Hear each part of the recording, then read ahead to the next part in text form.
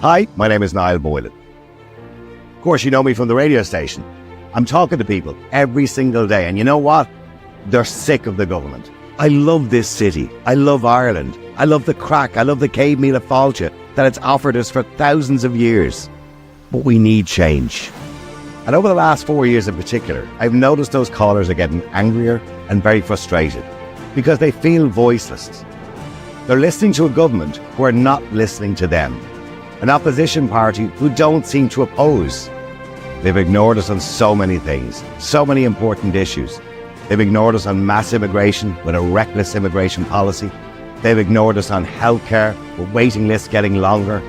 There's 4,000 children in temporary accommodation as the homeless numbers rise and rise in this country.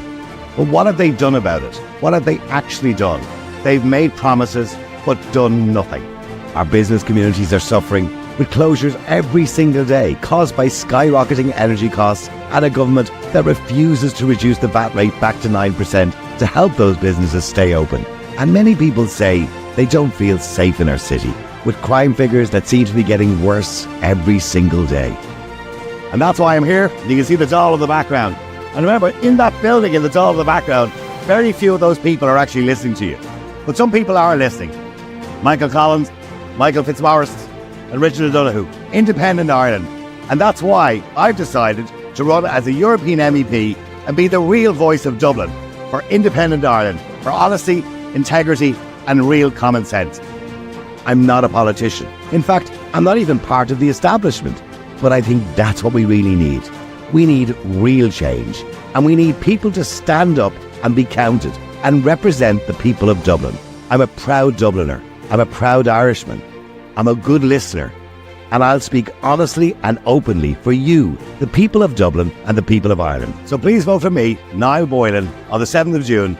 And I'll be the real voice of Dublin and the real voice of Ireland in Europe.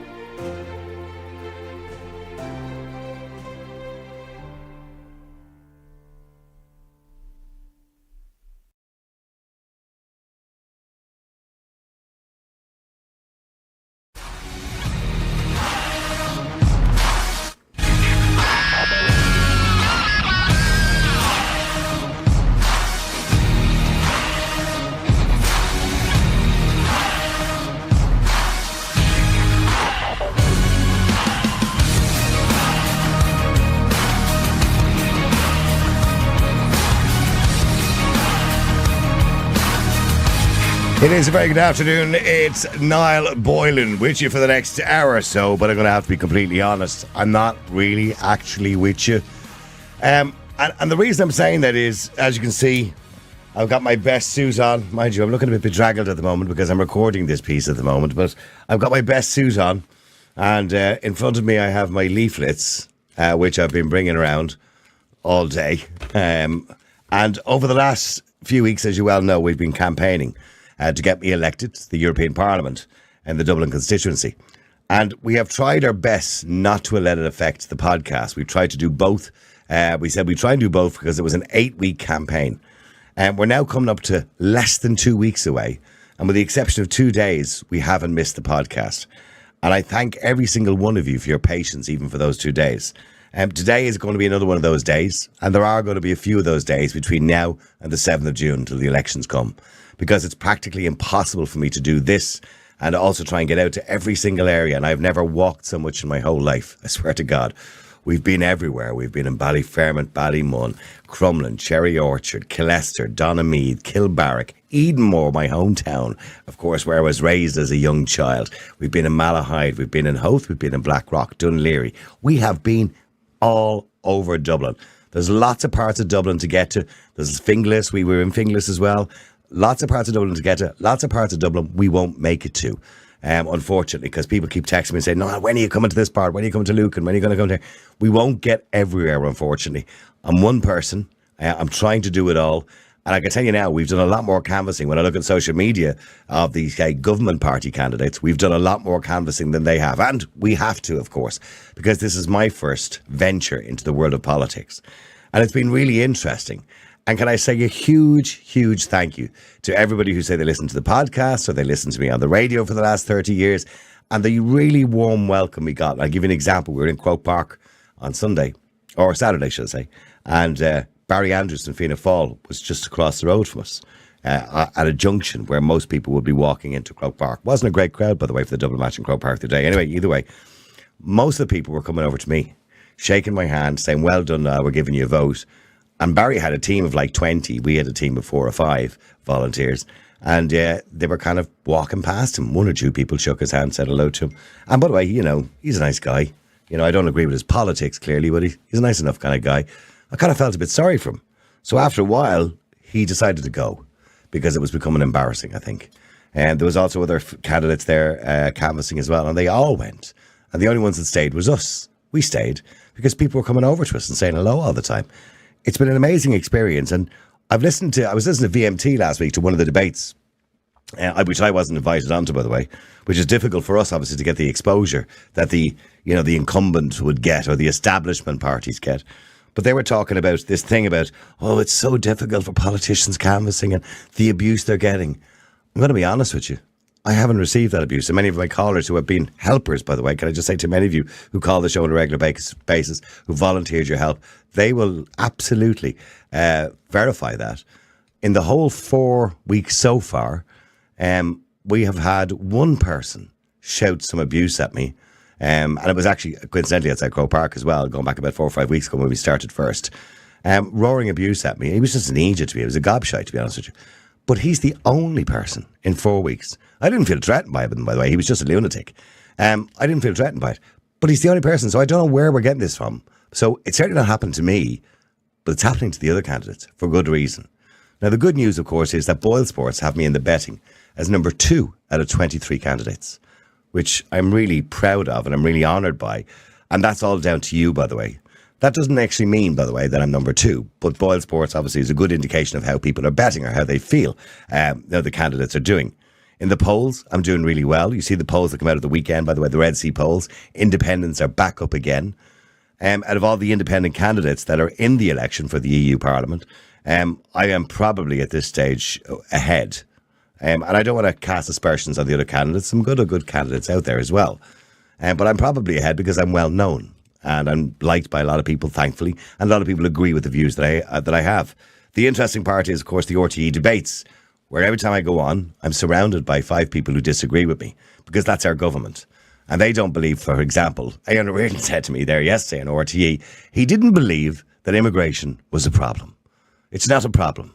That's what he said. Now, and that's not the first time I've heard that, by the way. I heard that as well from Breed Smith. I've heard that from other candidates who say the same thing. They all nod their heads like little nodding dogs in RTE when he said that. And if they don't believe it's a problem, the rest of the parties and the rest of the candidates, how will they ever fix it? They never will. I was also disagreed with by all of the candidates at the debate that there was such thing as an illegal immigration. Let me clarify this for you. If you enter a country, according to the Irish statute books, with no documentation from another country outside of the state, you are illegally entering the country. Yes, you can claim asylum, but at that point of entry, you are illegally entering the country, and it is a criminal offence. If it wasn't, why did the Garda Síochána prosecute 100 people over the last year? Why did they make a big deal about that in the Irish Independent yesterday? But the other candidates told me that I'm not allowed to say that. That's dog whistling, I'm led to believe. So in other words, I'm inciting some. Actually, I was told it was incendiary. Also, Aodhán Reardon, because he was sitting beside me, kept commenting on everything I said. And at one stage I said, we have a duty to protect the Irish people and the Irish citizens and the Irish borders. And he thought that was an incendiary remark. He thought it was an outrageous remark. I also said there was nefarious people, some of them, not all of them obviously, nefarious people coming to Ireland. And he said they were all kind of shocked and horrified that I would say such a horrible thing, that there might be people coming to this country who might have a criminal past and be up to no good. The very thoughts of it, they were all shuddering at the idea. These are people running for election to represent you in Europe. And not one of them is in touch with the people. They're not in touch with reality. They don't understand the real reasons why people have an objection to mass immigration, have an objection to what we see as an open border system practically. And now you have a government who are turning around and doing a U-turn and pretending they're doing something about it. You might be reading articles in the paper that, the government said, we're going to do this and we're going to means test Ukrainians and we're going to, make sure that people are turned around in a quicker time and get them out of the country and all this. They weren't saying that about 6 months ago, because if you had suggested that 6 months ago, you would have been called a right-wing racist. But now the government is suggesting it, and it's okay. Then we have Fianna Fáil, who are falling apart at the seams. You might have noticed on the press conference on the 6-1 News the other night, Fianna Fáil party, one of their EU candidates started an argument with Micheál Martin in the middle of a press conference. And then you had, of course, Barry Cowan, who's running in another constituency, using the word illegal immigration. Whereas Barry Andrews, who's Fianna Fáil as well, sitting beside me yesterday in RT, said there was no such thing as illegal immigration. So you've got Fianna Fáil candidates not even agreeing with each other. That's how mad it's all got now at this stage. I am the only one with an ounce of common sense. Yes, I haven't been in Europe before representing the Irish people, so as far as being a European MEP is concerned, they have probably more knowledge than I have. But really, it's bad knowledge, isn't it? Because they've been over-representing you for the last 5 years and you have no idea what they've actually done because they have no understanding of common sense. They're not putting Ireland first. Remember, Fianna Fáil's slogan on the top of all their posters for Europe is Europe Matters. No, I don't have that slogan on mine. I'm not into catchy slogans. I'm the real voice of the people of Dublin and Ireland. And to me, what matters in Europe is Ireland. Ireland matters in Europe. I want to make sure that Ireland, or that Europe, works for us and not the other way around. So I want you to vote for me. So please do go out on the 7th of June. Don't presume somebody else will do it, by the way. I need every single vote I can get. Get your granny to vote, your sister, your brother, your mates, your pals. Do me a favour, after the show today, ring them all up. Go onto your WhatsApp groups. Tell everybody to vote for Niall Boylan. Let's give this government a good kick up the hole, because that's what they actually deserve at this stage. They're not listening to you. They haven't been listening to you. And that includes Sinn Féin, the Soc Dems and Labour and People Before Profit. They haven't been listening to you. They're all pandering to NGOs. And if you vote for any of these people in local, EU, or indeed the general election next year, they will do a U-turn again. And I promise you, you will be back to square one once they get their jobs back. So don't vote for these people. They don't have your interests at heart. For example, €76 per night to accommodate an asylum seeker. That's okay if the person is genuine. I can get that. That's $30,000 a year. We pay at the most, maximum, just under $14,000 to our old age pensioners in this country. Are we suggesting that our old age pensioners are not as valuable as asylum seekers? Probably not. But in saying that, what a terrific waste of money. Because most of them shouldn't actually be here at all. There are some, of course, that we should help who are genuine. But most of them shouldn't. So my new plan is called the Triple D plan. And that's deterrent, detention, and deportation. In other words, you deter people from coming here by not making it as easy anymore and start to enforce our laws. You detain them. If they arrive with no passport, you detain them until we find out exactly who they are, where they're from, and we can verify that. And if they're not a genuine asylum seeker, we deport them. And that has to happen within a 30-day minimum turnaround. Minimum. If they don't have any identification, passports or anything, they should really be on the plane, the next plane back to where they came from, if we can figure that one out. But we need to enforce the laws to make sure that Ireland is not the land of milk and honey anymore. Yes, we're wonderful, generous people, and we've looked after people for years, and we've been looked after in other countries too for years. And we do appreciate the diversity and people coming from all over the world to work here. To legitimate sources, by the way, by getting visas or applying as an asylum seeker if they're genuine. But we can't just be a stop-off point for people to go asylum shopping. That's not what Ireland is. We couldn't afford that. We don't have the housing, the accommodation, and we have our own problems, and we need to look after our own people. That must be our priority. And that will be my priority when it comes to Europe. So, again, I say to you, vote for me, get your friends to vote for me, go out and about, ring people, go onto your WhatsApp groups, tell everybody to vote for me, and let's give the government a kick in the hole that they need, and Sinn Féin as well. Labour, Soc Dems, let's give them all a good kick in the hole where they deserve it. And I mean out the door, not in a literal sense. So please do vote for me. I'm going back out campaigning as soon as I finish recording this. I'm not finished. But what's really important to say to you is, I'm so sorry in relation to the podcast that the schedule has been interrupted slightly. We're trying our best to do it as many times. We'll be back with you again fully live tomorrow with lots of callers and everything else. We're trying our best to do that and campaign around it. Sometimes that's just not possible. So please, we appreciate your patience. But what I will say to you is, remember, the podcast is the key. Because when I go to Europe but I'm representing you. I want to continue doing this podcast. Yes, we'll move the schedule, probably because I'm going to have to go to Brussels, obviously. But we'll move the schedule, and we'll have it maybe on Thursday, Friday, and Saturday instead of Monday, Tuesday, Wednesday, or whenever it happens to be. And I will be reporting back to you, telling you what debates I was at, plenaries, what I'm voting for, and I'll be getting your input and asking you, what do you think I should do? How do you think I should vote on this? Because somebody said to me in debate the other day, but the people aren't always right. And I said, well, when the people vote en masse, they are usually right. You're probably wrong. I said that to an established politician in this country. Because you are mostly right. Nearly. If you turned around to me tomorrow and said, I don't want to pay tax anymore, well, you wouldn't be right on that occasion, but I'm sure we would all say that.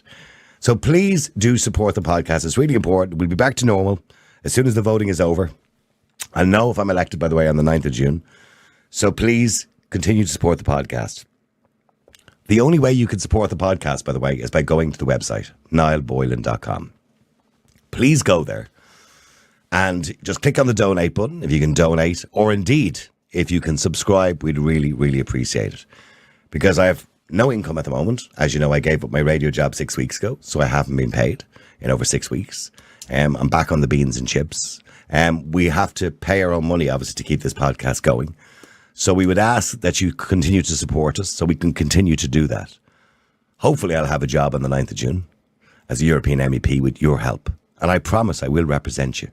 I'm not going to disappear for 4.5 years. But in the meantime, support the podcast. Please do. There's 3 of us here that depend on it because we love this podcast. We love giving you the opportunity and giving you a voice. Just like I want to be your voice, we want to give you a voice. So please do support the podcast. Go to the website, niallboylan.com, and click the donate button or subscribe, and you will be doing me a huge, huge favour. Thank you once again for your patience. You've been absolutely amazing. If you see me when I'm out campaigning over the next 2 weeks, well, it's not even 2 weeks now. It's only a week and a half to go before you vote. Please come over and say hello. Shake my hand. The hand is shaking off me, but I'm grand. I'm okay with that. I want to meet as many people as possible, and I want to hear your problems. Thank you very much indeed. Now, here's a piece that we did a little while ago, and it was about young people of Ireland. And we were asking our audience, are young people spoiled? And this is what they had to say.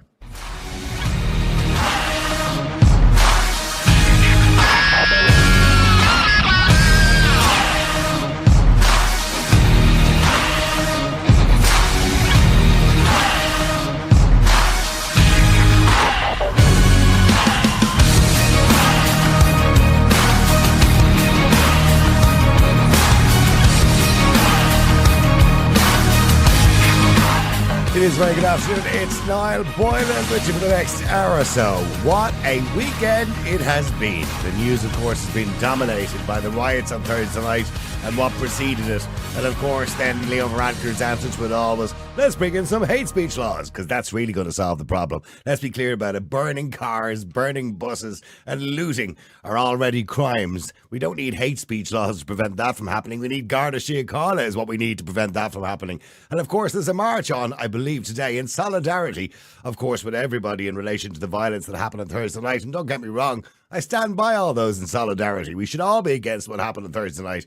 But surely the march would be bad. The better interest of the march would be for the victims of that particular crime on Thursday afternoon. And I hope they all have a full recovery, those particular victims, particularly the young child who's still in a critical condition.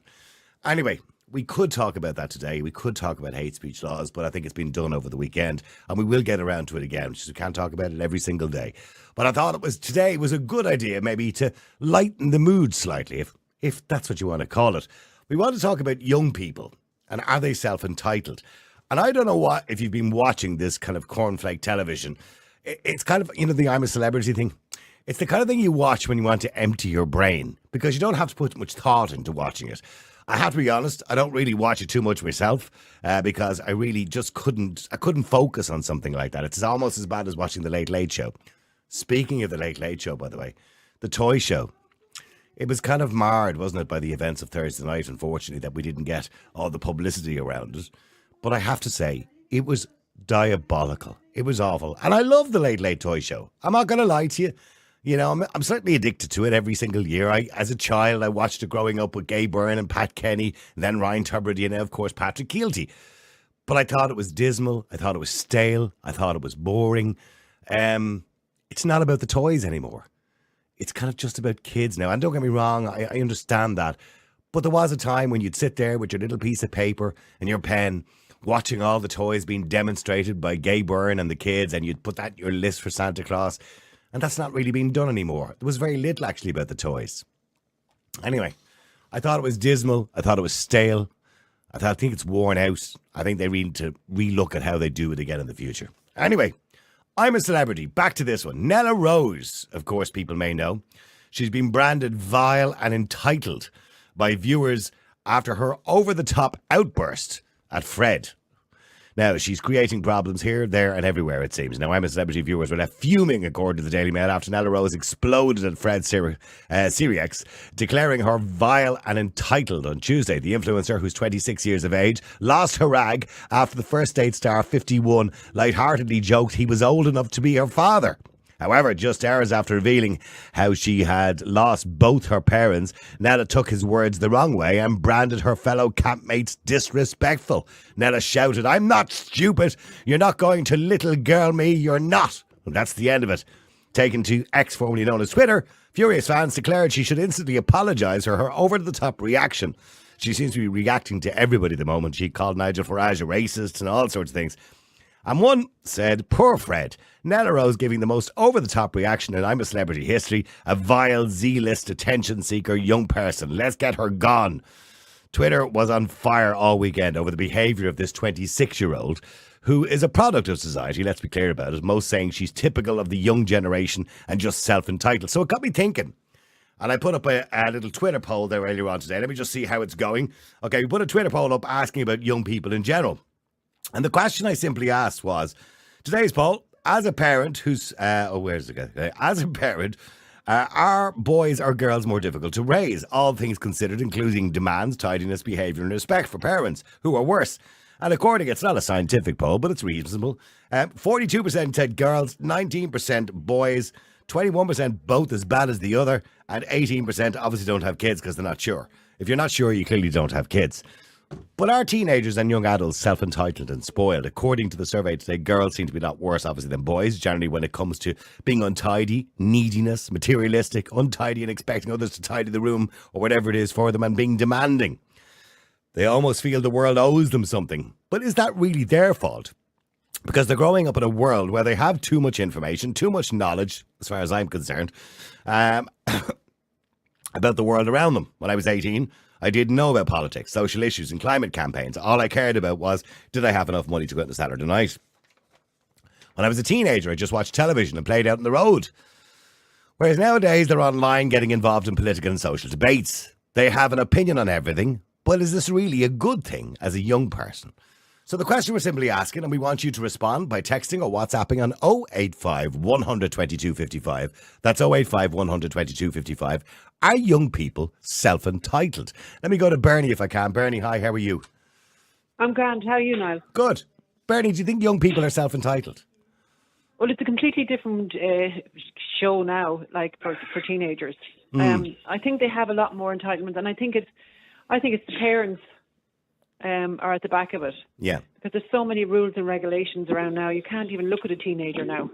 You know, it's got really bad. I don't know what I have 6 grandchildren who are all some of them are teenagers. Yeah. And you know, I literally go in, "Hi, how are you?" And if they don't respond, they have their headphones on. I just go, "Okay." And I know it's not personal. I just know. But it is personal. You see, you're saying that you're excusing them. Like, if I know exactly what you mean. You know what, you say something to them and they don't even look at you anymore, right? They're looking at their phones, they've headphones in. And they don't even answer you. It's just rude. If I'd have done that to my parents, I'd have been put into the middle of next week. Yeah, but there's so many things out there now. I mean, I don't know how you navigate the world today. I as a teenager, like you start off at 12, then you go into secondary school, then you're thrown into all this anti-bullying, be nice, don't do this, don't call that person she, don't wear headphones, there's so many rules and regulations. Like, your head must blow up Because when I was growing up, like the biggest thing was I wonder when I'll have enough money saved in the summer job to get me through the winter, so I wouldn't have to be asking my parents for money. I didn't have 10 pairs of jeans. I had a pair of jeans that maybe lasted me for years. I bought my own sanitary stuff, and I didn't ask them once I hit 13. So I was independent from a very early age, and I loved the fact that I was allowed to be independent. But most of us were. But young people now are not independent anymore. They're hanging on to their mothers and fathers' coattails. They're 22. Yeah, and 42. Some of them are 42 still hanging on. Let's be honest. Like, I think this law where you can't work till you're a certain age. I mean, you were working at a pub at night collecting glasses at 13. You were, given a packet of peanuts and maybe 50 pence, and you went home, but you were working. You were. I'll give you an example. Do you know one of my friends? He has a 23-year-old son. And he said something to him the other day. He was on the phone. He was telling me this. He says, I couldn't believe his response to me. He said something to him. I can't remember what it was he said to him. But his son, 23, in a very serious tone said, don't assume my gender. Gee. See, this is where I thought where do you go from that? Don't assume my gender. I mean, or give me, all this, you're in my space, or all this nonsense. It's just... And it's terrible because I get, oh, for God's sake, Granny, you can't say that. That's racist. And I'm going, but it's not meant like that. They don't, everything I say, I'm shut down nearly. Or you're funny, Granny, the way you think. I'm trying to be honest. I'm always honest with them and straight. If they ask me a question, I'll be straight with them and answer them. And if I don't know the answer, I'll look at a book and read it and see, can I get the answers? I try and show them alternatives to what they're actually doing. But they don't want to be around me at the moment because, teenagers don't want to be around anyone over 40. You're too old.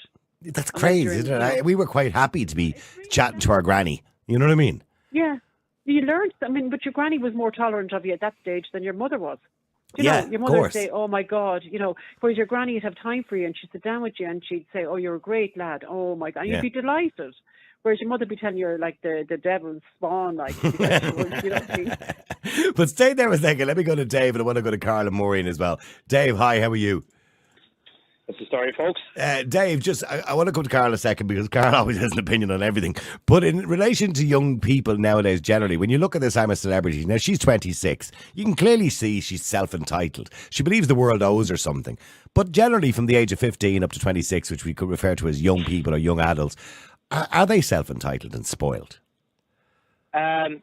Probably a bit self-absorbed, but that's always been teenagers. I mean, in my generation, it's all part of the teenage experience. Your body's flooded with hormones. One day you're happy out.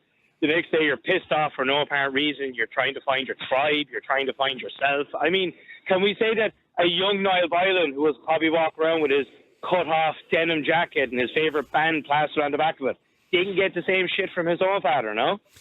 It was a different type of shit. But when I was a young man, and by the way, you just described me perfectly. I did have a cut-off denim jacket with AC/DC or Queen or something on the back of it, or Pink Floyd, right? I was going to say Motley Crue, but go on anyway. Okay, I think I had Pink Floyd embroidered on my legs or something like that. But anyway, and I had long dyed blonde hair. Please, if you find those pictures, please share them. And a Magnum PI moustache, but anyway, a fluffy moustache because I thought it was great. But here's the thing, right? I didn't worry about politics. When I was 16, I had no idea who the Taoiseach of the country was. I had probably no idea who the president was. I remember meeting Erskine Childers outside the school one day. He was the president, I think, at the time, right?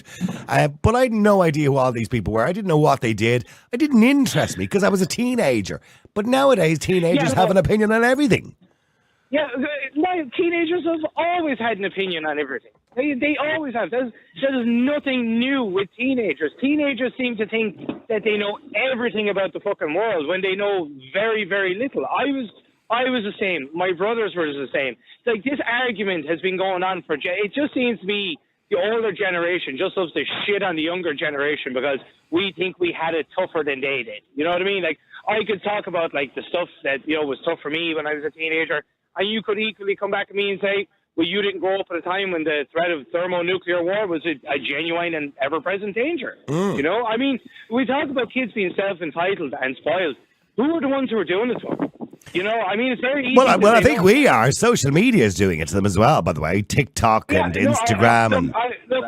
Yeah, and look, I will agree with you there. I've met teenagers who have a certain chip on their shoulder about the world around them and how our generation is ruining it for their generation and blah, blah, fucking blah. But it's up to us as the parents to stomp that out. I mean, my uncle is 13. He's off school today. I know for a fact when I go home, he's going to have the house cleaned and the dinner on.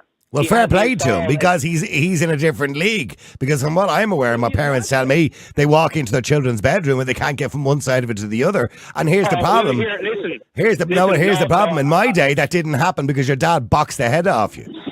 Listen, that is also a thing with teenagers. As good as he is, some days I walk into his room and I walk out with murderous intent. Okay, like they have to learn. Like he's the best in the world. I mean, he helped me install a kitchen recently. He helped me build a fence out the back garden. This summer I'm cutting him into the family business. I'm going to teach him how to weld and all that kind of stuff.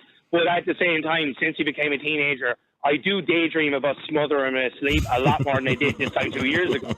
That's all part of being a teenager. Yeah, but they feel that it's somebody else's job to clean their room. They feel it's somebody else's job to feed them, somebody else's job to do everything for them. Whereas we didn't really get that.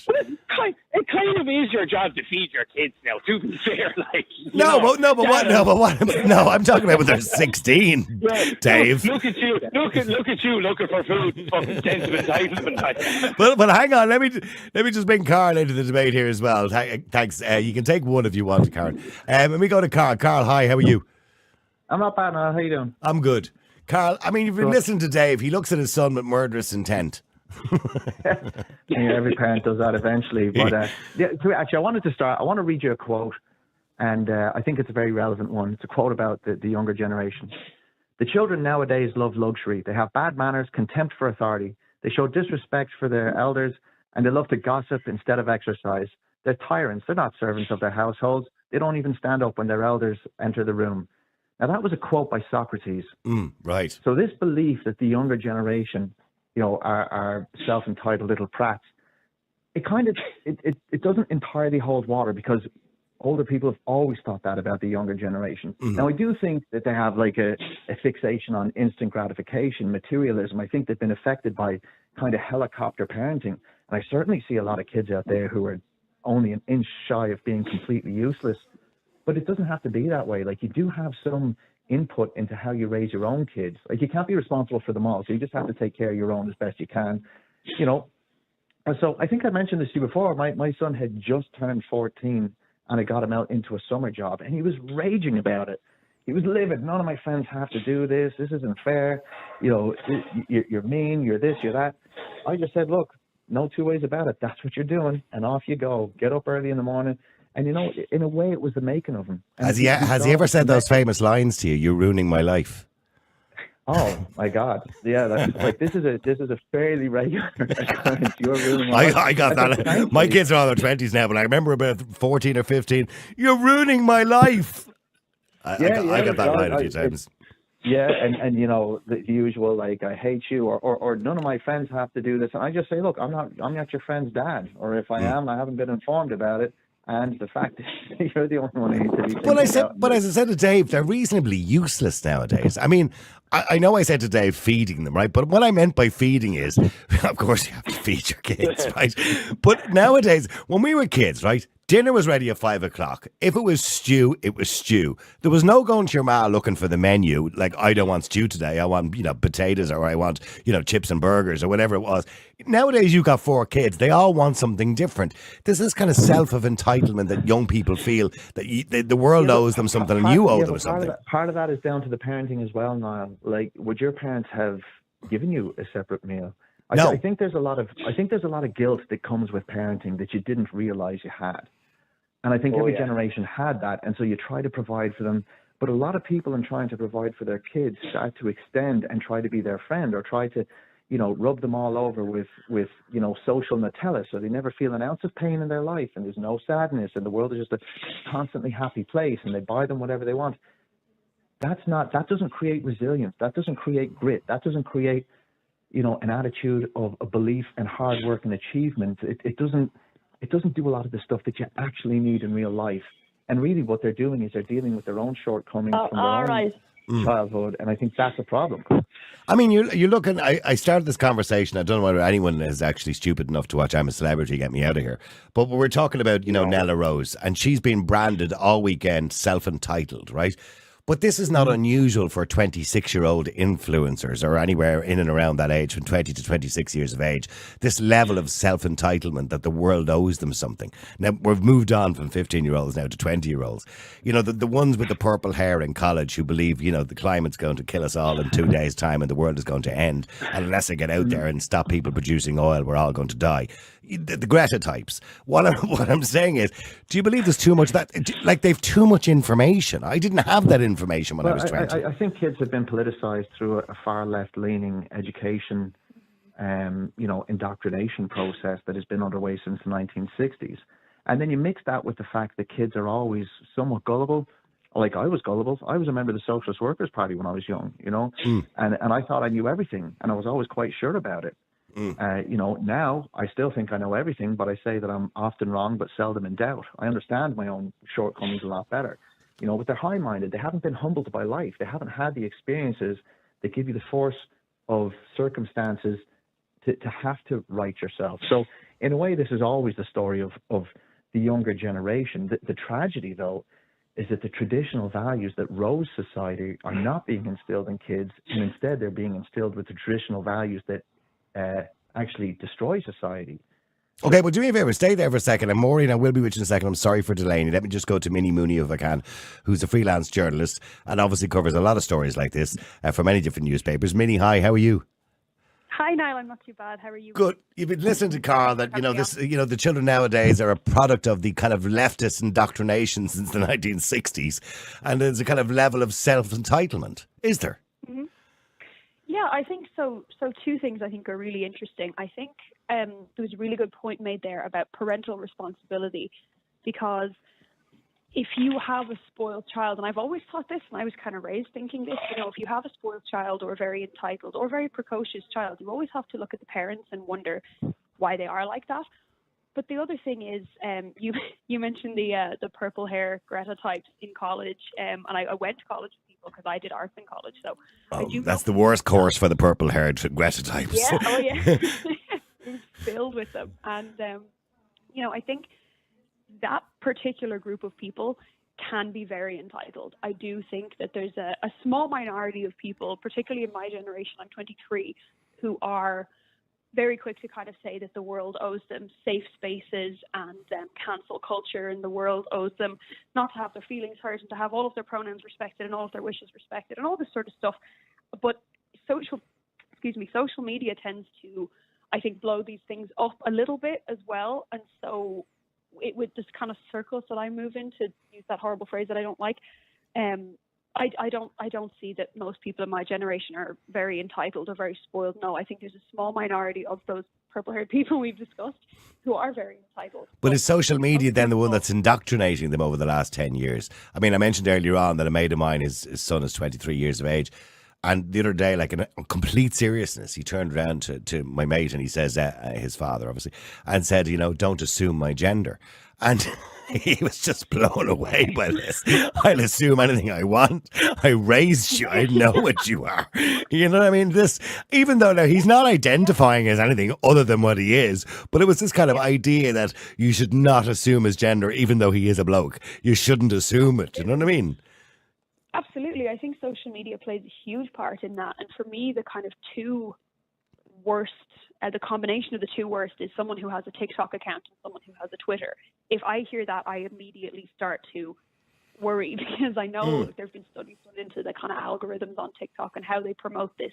They promote a lot of this gender ideology stuff. And even on Instagram, like back in kind of 2020, when the world was just going absolutely mad, I saw all sorts of stuff on Twitter that was like very, very what I would have considered really controversial and quite hateful, very anti-men, very kind of anti-white people, a lot of this really quote-unquote woke stuff. And I think, but I was horrified to see how many comments underneath it were like, yeah, this is so true. I'm gonna share this right now. And I think, the combination of multiple social media accounts create a little echo chamber where you might start off perfectly reasonable, but then you get recommended other accounts which are not as reasonable, and that's how you get indoctrinated. And I do think it happens a little bit more with the far left stuff than it does with the far right, no matter what everybody likes to say about that. Yeah, sorry, I just want to say to Carl, made a point there, just in, what to recognise, Carl. I actually noticed on social media, particularly on Twitter, that if I see a she, her, or a he, him in somebody's bio,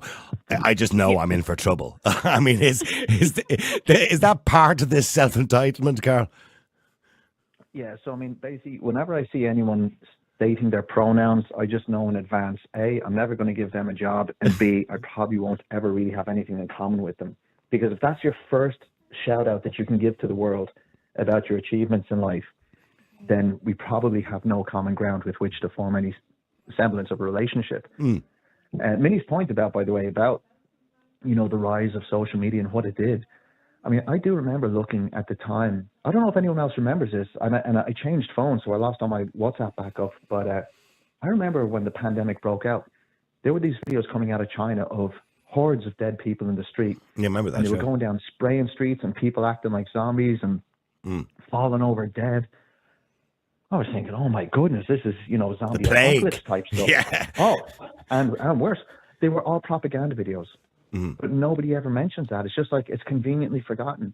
And, things that keep on pushing an agenda of kind of more and more fractured identities is exactly what the authoritarians and dictators of the world want to do to the West, because we represent everything that is a big threat to them. The West represents the ability for self-determination, for freedom, for everything that they hate. And so places that don't have self-determination, places that don't believe in democracy, don't believe that you should have, inalienable basic rights that mean you don't have to be told everything of what to do by the government. They want to see as much calamity in the West as they can. And so they actually help to push this misinformation wave and get us away from our traditional values of traditional liberalism, of your freedom of choice, of being able to make decisions for yourself, of rising, of failing, but doing it on your own merit.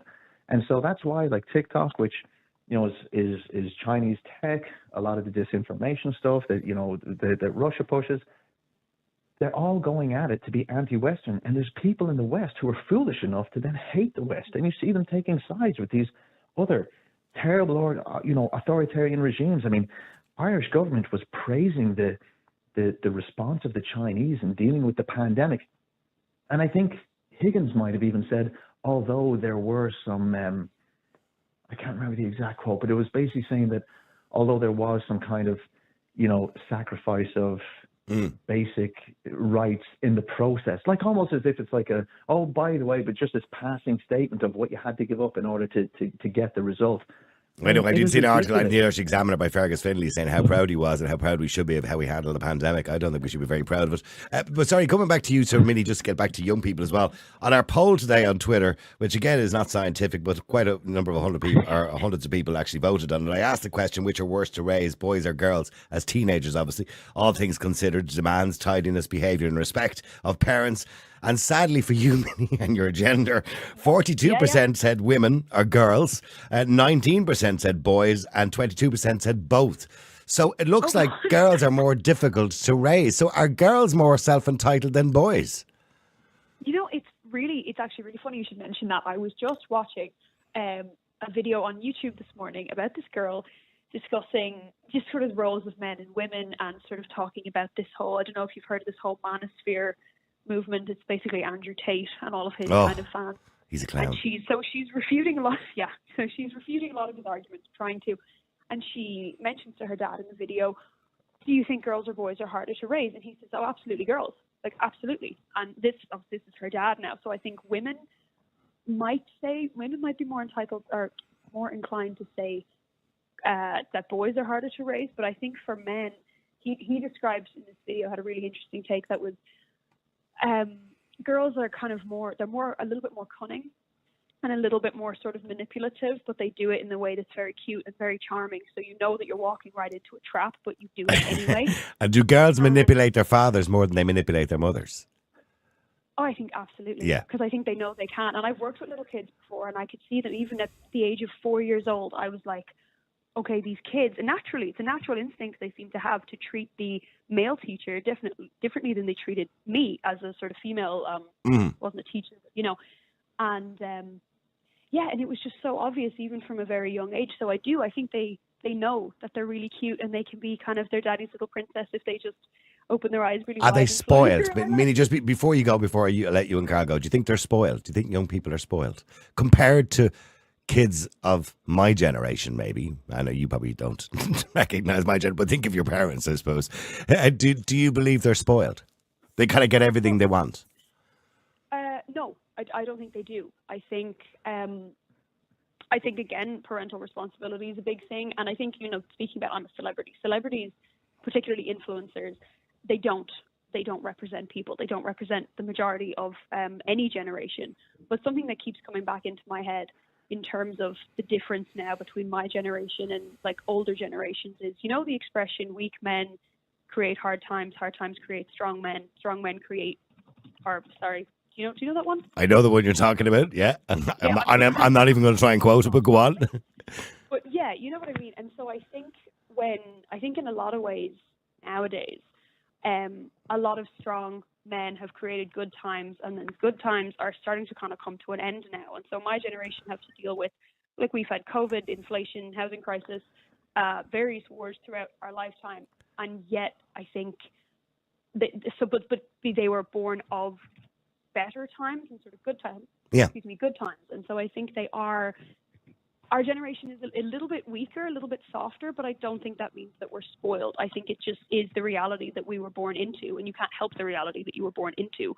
And if you're born into good times, you're not going to roll your sleeves up and say, right, I'm going to go out and create really difficult, really gritty circumstances for myself in which I can grow, because that's not necessarily what your instinct is to do if you're living a comfortable, certainly not. Now we're being... Okay, but look, I unfortunately have to move on. But listen, Minnie, thank you very much indeed. Minnie Mooney is an independent journalist, or freelance journalist, and also Carl Dieter, columnist, and has an opinion on everything. Carl, is there anything finally just you want to say very quickly just before I let you go there, because I don't want to be rude to you? Can you not introduce me in future as a man with an opinion on everything? Although it is true, many other things in my stable. Well, yeah. Well, we're talking about property the next time. That's your expertise. But listen, as a parent, of course, you've opinion. We all have an opinion on everything when we're a parent. Listen, Carl, thank you very much indeed. I appreciate you coming on the air. Minnie, thank you as well. Let me go if I can't. Oh, I can't move my mouse here for some reason. Maureen, hi. How are you? Oh, Maureen, are you there? Oh, I've lost her because she was waiting for so long. I do apologise. Lorraine, Maureen, are you there? Yeah, I am. Oh, sorry for leaving you waiting for so long, Maureen. I do apologise. You're fine. I'm only minding Lucy, and I'll be here till after 6. I have all day. Okay. Maureen, do you think young people nowadays, when I say young people, I suppose I'm referring to 14 to 22 years of age, that kind of age group, are they more entitled and spoiled than we would have been maybe in our generation? Well, you see, I look at it from both ways. I try and look at it the funny side as well, because if you kept looking at it seriously, you drive yourself daft. But it's not. It's the influence. It's society. So I'll just go to the influencer first, right? What I call is a dumbass who is influencing dumbasses, who are then in turn going to influence the next generation of dumbasses, and on the cycle goes. Yeah.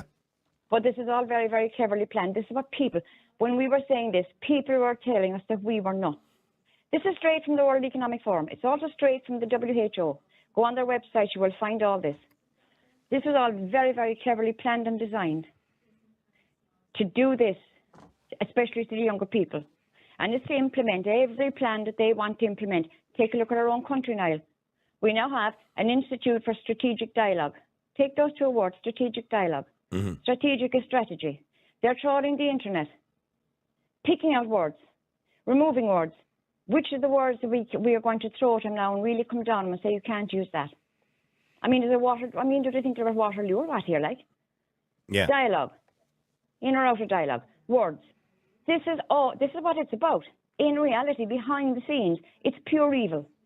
But we see kids even speaking to their parents now and saying, I know. "Oh, give me my space and don't assume my gender," and all this kind of nonsense that they're coming out with. They're being told by their teachers. They're being told by the government.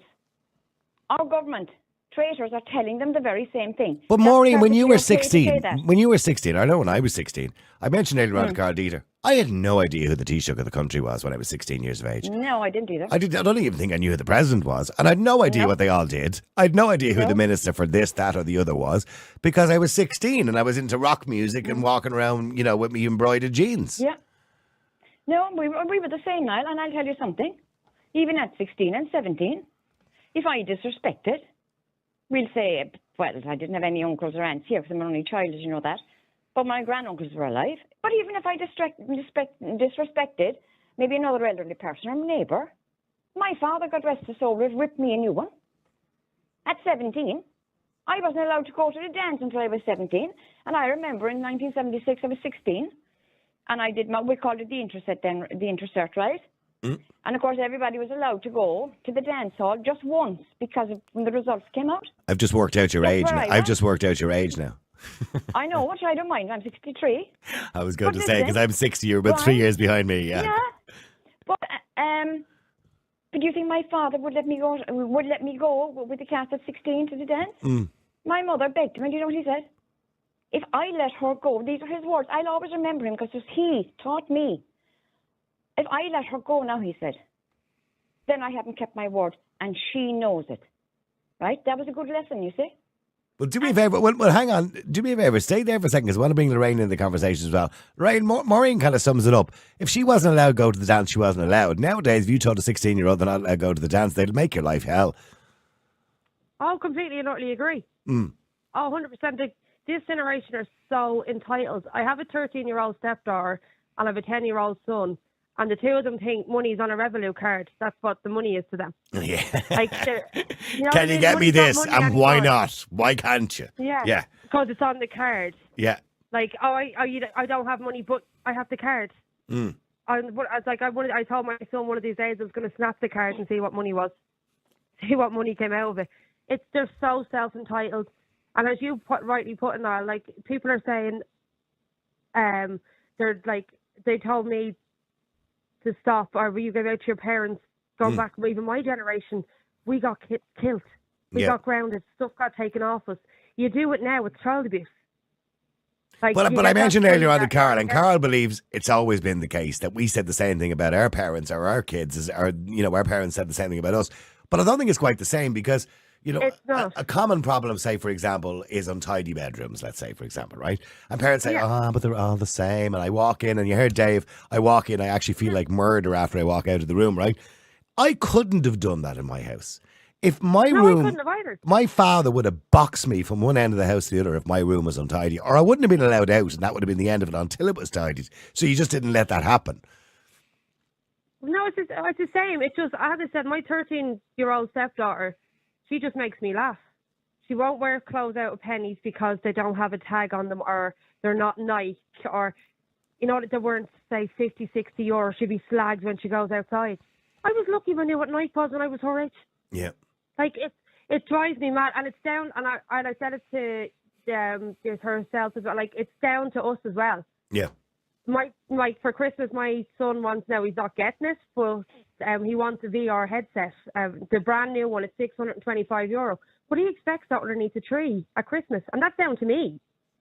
So what are you going to do? Oh, I've got him around him. I'm going to get my monitor. Oh, don't say what don't tell him what you've got him, because in case he's probably not listening. But what I'm saying is, so do you care that he'll be disappointed on Christmas morning? To a certain extent, yeah, it kills me, but I'm not going out to spend €625 on it. I can't justify spending, when I have two other kids, I can't justify spending £625 on this VR headset and knowing my son, it'll be left sitting there. Yeah. Like, he'll play with it for 2 days and that'll be the end of it then, yeah. Like, he got a PlayStation 5 2 years ago, and me and his dad broke our neck to find it, and we only found it Christmas Eve. But we broke our neck to spend £500, and I was like, no, that was enough. But it's down, as I said, to this generation, and part of them is down to the parents. We give in. I'm guilty of it myself. But here's the thing. Once we knew the whole Santa Claus thing, right? As kids, you were conscious that your parents wouldn't have the money, right?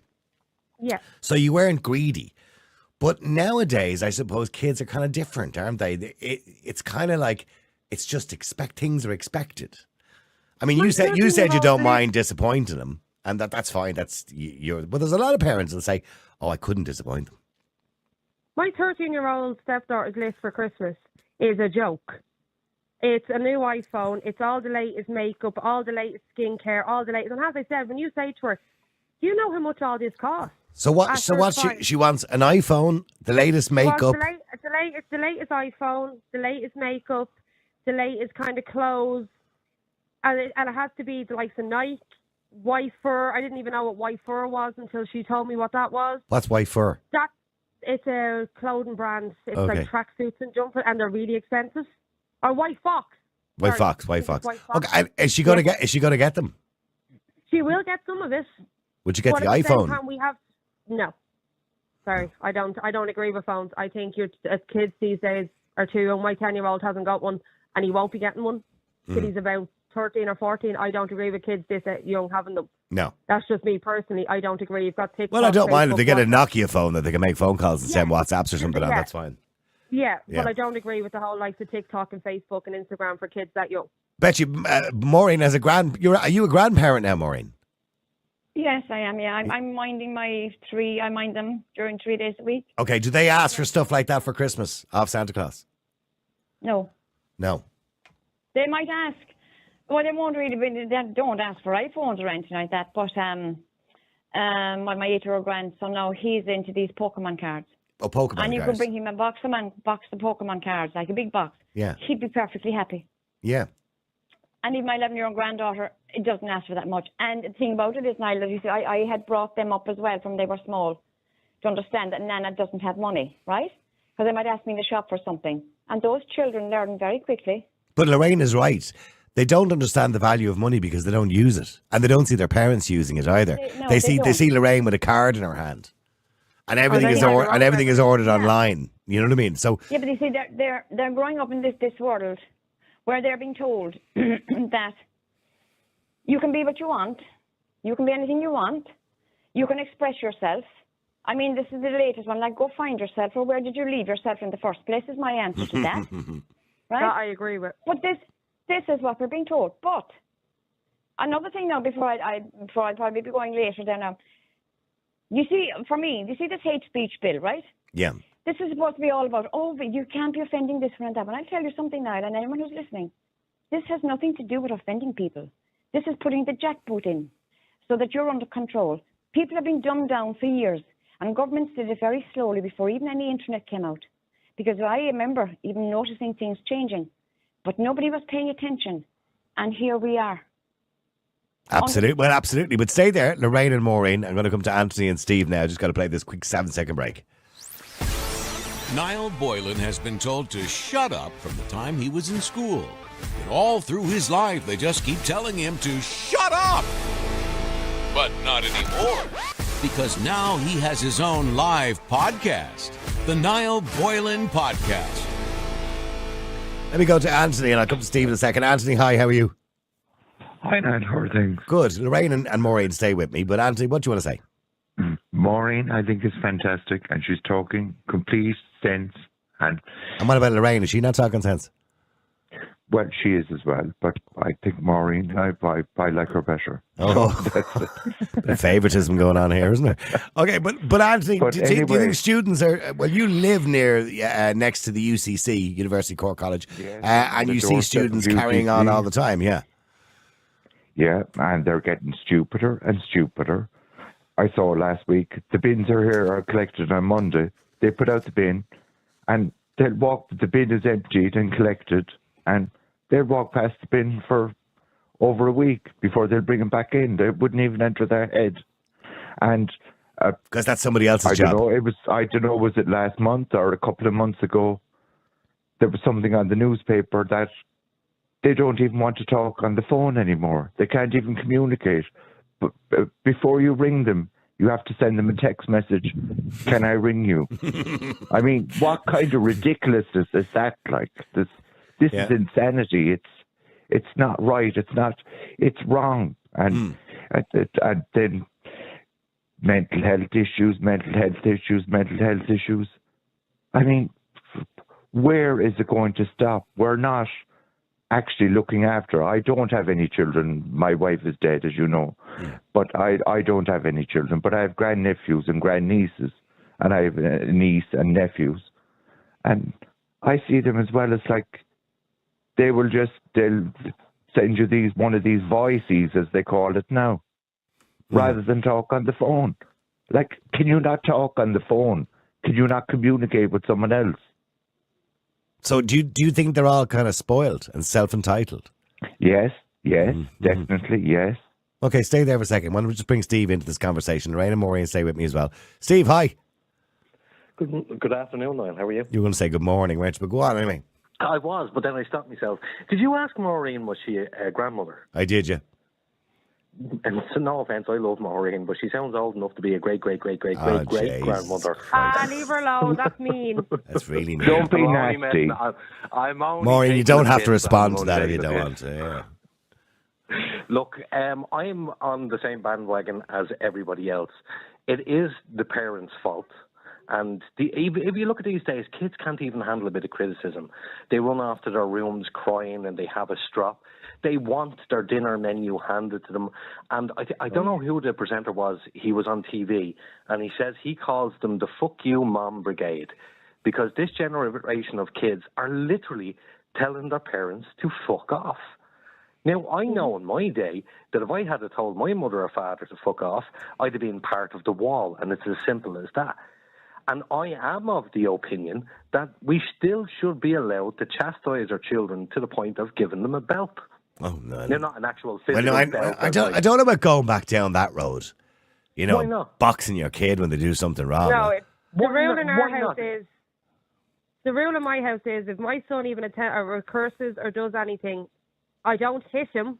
I take what he loves away, like his PlayStation, his telly. It'll go for a week. And in my then house, they'll that's have the a rule. strop and roll Oh, around he can the have a floor strop all he and wants. do the... He can roll around. Yeah. He can Then roll around all he wants. Answer me this much, Lorraine. If you gave him a belt across the mouth, would he be having a strop then? No, he'd be looking at you in shock going, what the hell just happened?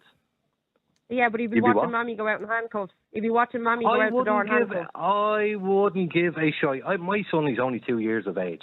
I know in my heart and soul that if he was to use them words to me, or if he was to carry on the way that these kids are carrying on these days, he'd be wearing the smile on the other side of his face. And I really don't care what anybody thinks of me. I don't care what any judge says or what the law says. Kids need to be chastised, and that is what's missing from them now. There's other ways of doing it. There is other ways of chastising your children. The naughty step does not work. No, I didn't say the naughty work. step, and I didn't say the naughty step. What I said was there's other ways of chastising. Or the super nanny stuff. No, I take, as I said, the stuff that and he can have the major strop all he wants. He can strop for a week. But he should, no, but Lorraine, you're missing the point. Lorraine, you're missing the point. He shouldn't have a strop. He shouldn't be allowed or entitled to have a strop. You should just literally put the smile on the other side of his face, and I guarantee you he won't be stropping. He'll be looking at you as if to say, what the hell just happened? I'm not agreeing with Steve about hitting children, right? But Lorraine, he does have a point in the way we were raised. I do get his point. Yeah. Oh, I do get his point. 100%. That if my mother gave out to me, right, that if you even dared to have a strop, you get another box, right? You got to look. As soon as you got the look off your mother, you knew. Yeah. You knew. This generation, though, are different than me and you. Look at young people now. If you say the wrong thing to them or what they believe is the wrong thing to them, you're off almost walking on eggshells. But if you say the wrong, they won't speak to you. They actually start to ignore you, or they'll walk out of a room or whatever. And it's so rude.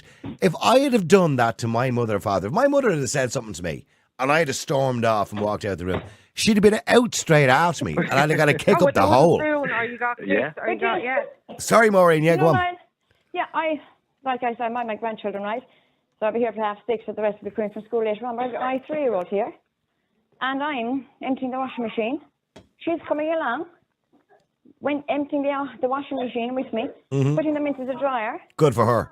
Doing all these little things, you see. You wouldn't get a kid doing that nowadays. No. Imagine asking the average 14-year-old nowadays to pick up a Hoover or a sweeping brush. Lorraine, does your 13-year-old stepdaughter, does she do anything in the house? She does, because the rule in our house is they have their Revolut card, and in order to get money on their card, they have to make their beds, bring their clothes downstairs. So in fairness, my kids... So you have to pay them to do it, is that what you're saying? Well, more or less have to pay them. But we call it pocket money, but they will do it. But my 7-year-old daughter... There's something wrong with parents these days. Niall, sorry. Look, I suppose it is. No, hold on, Steve. To be fair to Lorraine, in our day, like my dad gave us whatever, £1.50 pocket money at the end of every week, right, on a Friday, right? I don't know what that converts to nowadays, maybe a fiver nowadays, right? So we got £1.50 or 50 pence every now and again, depending how flush he was, right? Or he'd bring home a couple of bars of chocolate on a Friday. That was our treat, right? It is a different world. There isn't really cash nowadays. People don't tend to carry cash. So putting it onto their Revolut is not a bad idea. Hey, that's fine. Yeah, because we're getting them used to using cards because we didn't have cards. Yeah. But come here, but what I will say to you is, all this, the super nanny, get down to their height and talk to them, and this is all bullshit. Because in our day, my day and your day is different, but back in the day, kids listened to their parents for one reason: they had no fucking choice. They had to listen. Kids didn't have opinions back then. And see this Nella Rose one. Now, I am one of these idiots, Niall, that you described earlier on, that does watch I'm a Celebrity. Oh, you don't, do you? I do. I like, every now and again, I watch a bit of brain dead TV. It's nice to watch it. But what I noticed in her trends was she gave up on 2 tasks. So she basically said, I'm a celebrity, get me out of here. So she didn't have to feed the other campmates. And then she had a conversation with one of her fellow campmates. And what was it she said to her? She said, I always give up. She said, on everything. I walk away when things get too hard. And I'm going, this is the self-entitled, spoiled attitude of most kids these days. Something gets too hard, they walk away. We're making weak children, and the weak children are turning into weak adults. Again, I say it, bring back a level of healthy fear. Like when the cops, I remember getting into so much trouble when I was a kid. If you saw a cop, you didn't run in fear of being caught. You ran in fear of having your head battered in by the cops. We had fear of being hit, of violence, and but I don't agree with the violent nature of parents back in the 60s. And by the way, not all parents were violent. My parents gave me a slap every now and again, but I don't consider it to be violence. Some would. No, it's not. No, I mean they wouldn't leave you black and blue or anything like that. But you get a clatter. What's the problem with physically chastising your child? Firstly, it's illegal is the problem. Now, firstly, it's illegal is the problem. Ignore the way kids are nowadays, they're going to go straight into school. They're going to go straight and tell their friends. They're going to go straight, and then you end up the worst in the world. Your kids get taken. I know somebody it happened to. I know somebody recently that it happened to. He hit his son, who's 14 years of age. He went into school, exactly that. He happened to mention it to a teacher that his father had hit him, and that's why he was in bad humour. The cops were at his door. He was brought to a police station. He had to give a statement. The child was brought down to a counsellor and had to give a statement. He went on for months. Yeah. What's worse for a child, Steve? What's worse for a child? That you get these, to get you seeing you getting taken off in handcuffs. You're gone for not gone, but this goes on for months. Lorraine, I will run the risk because I tell you what, I want your child to be afraid of you. No, hold on. No, yes, absolutely. I want my child afraid of me. I want my child to have a healthy level of fear. Would you rather not have respect off your child? Would you not rather have respect? Absolutely yeah, not. But Lorraine, I did have my father hit me, right? But I did have respect for him as well as I had a healthy fear of him too. There was a bit of both. I don't look back at him as some sort of monster. You know what I mean? No, I didn't know. I got a slap off my dad as well, and like that, I love him to death. Yeah. But this generation, unfortunately, as Niall said and pointed out, his friend, like they have access to mobile phones, they have videos. As soon as you do something wrong, or you do something on that child, or you slap that child, you're the worst in the world. Well, hang on, both of you. Let me go to Lisa as well. Lisa, hi. Don't. Well, hang on. Lisa, hi. How are you? I'm well, Niall. Can you hear me? I can, yeah. Lisa, just because I've a lot of people to get through here, but do you think young people are spoiled and self-entitled? I think if their parents are sitting watching crap like Celebrity Jungle, then they probably could be, yeah. Yeah, they probably are. Horrified. I haven't watched TV in 20 years and I don't miss it, but I can't believe what people talk about is on TV. So I think any parent who's sitting watching that crap on TV then I don't know what. It's self-entitled would be the least damage that there is to their children, and it's because of their parenting. And when you look at young people, say 14 to 22-year-olds, you know, a lot of people say, you know, they won't tidy their rooms, they know too much, they get involved in too many debates and opinions on politics when really they don't know an awful lot about it. But, you know, whereas we didn't do those things. They're being groomed, Neil. They're not talking. They don't have information. They have information and no knowledge. They're being groomed and manipulated. And I notice a big difference since I moved down the country with children who kind of are more connected to, like, have to do chores on farms and things like that. But children don't know what they need. And you cannot blame a child on their behaviour. In any circumstances, you have to look at the parents. And if the parents are sitting watching the Black Mass of Ireland, which is the Late Late Show, and the things like Celebrity Second, whatever, I've known it's the parents that are the problem. I just can't believe that the conversation isn't about why people are watching that crap on the TV in the first place and what they should be doing, like reading the hate bill speech that's coming in, or, you know, reading stuff instead of being spoon-fed crap. But I think a lot of the children at the moment are lost because their parents have substituted IT and media for parenting. And look who's parenting them. Look who's developing the content. So what would one expect? Yeah, and okay. Also, so in other words, the iPhone and the iPad has become the new parent, and the parent is being lazy, is what you're saying. Well, not only that, the parent is probably not even able to parent even better than the iPad because they're watching Celebrity Jungle. Right. So they're consuming the nonsense as well, yeah. Yeah, I mean, it's pot calling the kettle black, and it's monkey do as monkey does, and that's what's going on. Do you think children are weak nowadays? I mean, Steve describes young people or teenagers, again, we're talking kind of 15 to 22, as being weak-minded, incapable, you know, whereas we were a little bit more independent, maybe.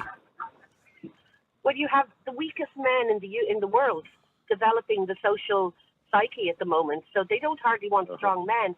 But yeah, I mean, when we were young, I think given a group of 15 hanging around, one always had a broken arm or broken nose. I don't remember it being a big thing, but we weren't afraid of tough and tumble.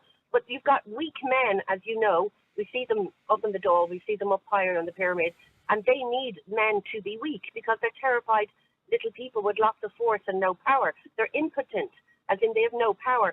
So yes, they're grooming a generation, and the parents need to turn off their television and start parenting their children. But then the parents are also lost as well because their mind is fried with crap, you know, on TV. Lorraine, by the way, Lorraine, do you watch this I'm a Celebrity nonsense? No.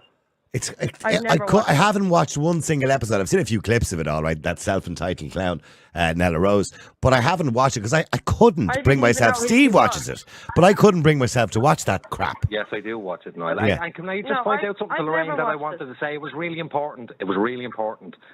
Lorraine, you were just banging on there about how the kids would report you to the guards, they would go to their teachers, they record you on their phone, they're blah, blah, blah, blah, blah. So in other words, what you're saying is that, let me finish. So in other words, what you're saying is the parents are living in fear of the kids instead of the other way around. What a topsy-turvy world. I'm not in fear of my kid. My point was, if I was to slap my child, he would go to the school or he'd go anywhere. I'm not afraid of my son. Well, let's say it wasn't illegal. Let's say if it wasn't illegal, would you do it? If it was fine to physically chastise your children, would you do it? Would I physically give my child a slap if it wasn't illegal? No, because I haven't done it in my parenting in 10 years. Yeah, well, in fairness, Steve, it wasn't illegal when I was raising my kids, but I never did it. I did raise my voice to them. Niall, yeah, I there did. are some... And they turned out fine. Okay, and there are some kids as well, you know, Niall, who deserve it because there's nothing else they're going to listen to. All of this naughty step nonsense does not work. Okay, but let me ask Lisa quickly about that because I know she's at the side of the road because I can hear an indicator on. Lisa, just in relation to, you know, the idea that we used to discipline children with a slap across the leg. I'm not talking about beating them up, by the way, but, you know, a bit of chastisement. Is Steve right that we've lost the ability to discipline children? Absolutely no. I mean, I don't think disciplining children is teaching them the difference between their needs and their wants. So they're not sold crap, you know, and they're not to commercialism. But I don't think you need. I brought my children up. I never needed to slap them, and it would never have done any good. I think I got them to respect. And my daughter's always said to me, you know, it's worse. I'd hate to disappoint you more than upset you. But we just developed, like I had a very safe space for the kids to talk to every day. We talked about the difference between needs and wants, and they made good choices. And by the way, they never, ever, ever watched TV. Is that a dog in the background? I have a dog in the back. I've been shopping in here, and Who's he growling at? The little dog outside that was at his ankles. If he could put on hate, I don't think that he's brought up. He's never been beaten either, and he wouldn't be hate speech. I can hear him. I tell you what, I wouldn't like to meet him in the dark anyway. Thank you for that, Lisa. I'll let you go there because I know you're up to your eyes. Let me go to Lorenzo as well. Lorenzo, hi, how are you?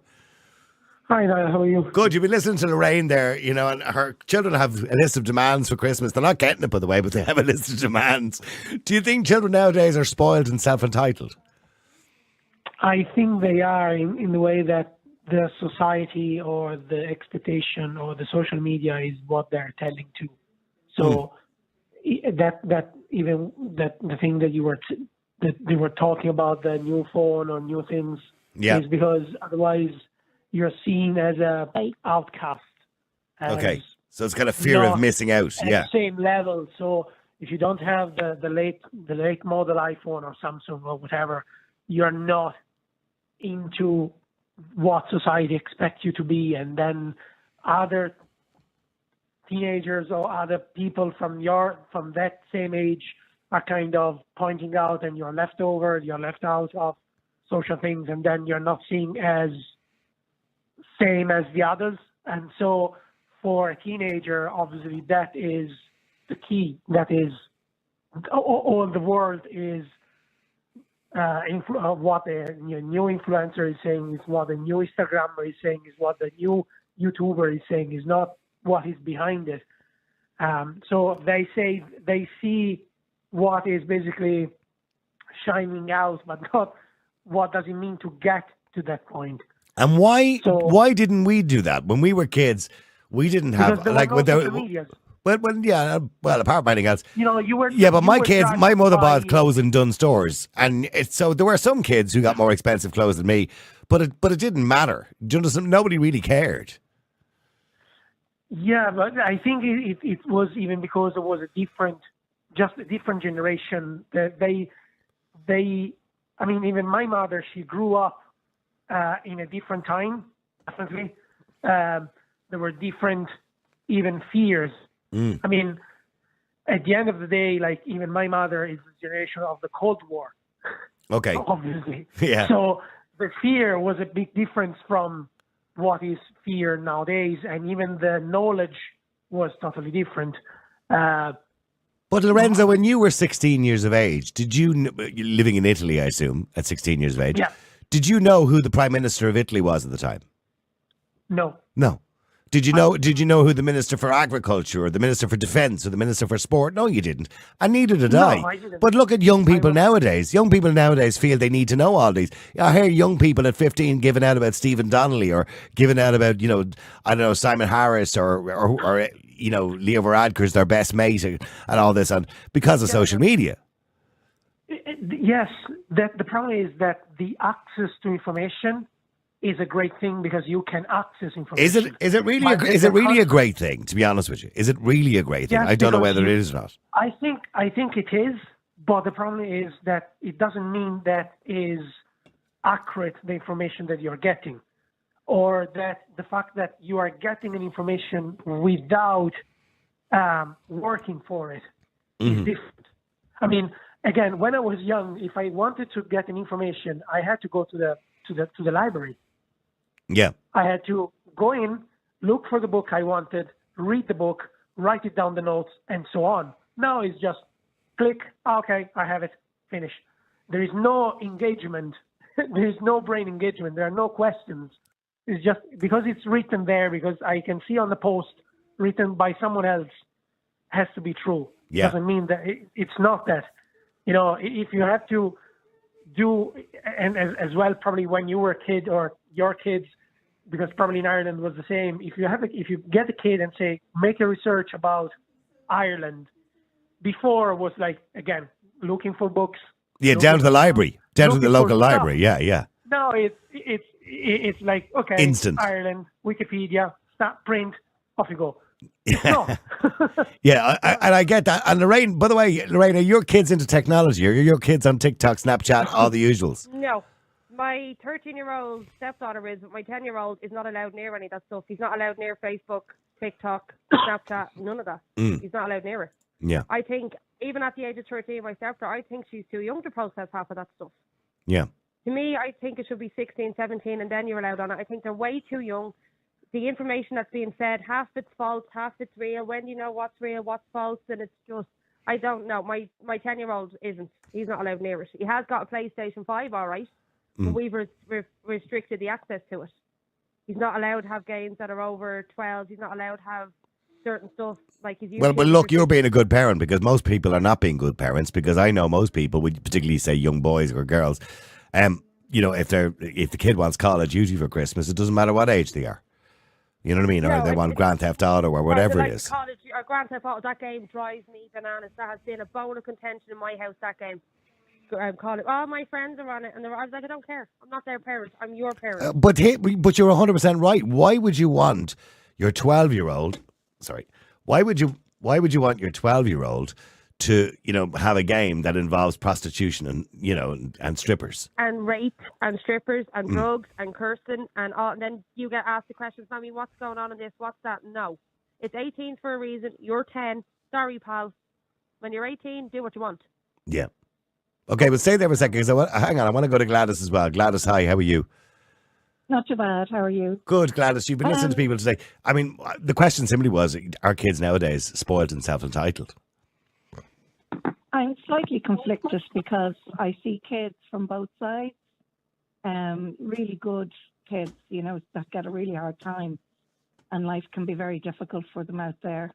Any teenager going through difficult times. Mm-hmm. And do you think nowadays they've just too much information? I'm not sure if they even have the right information. Mm-hmm. But what I would think is that, you know, I just wonder where all the money comes from.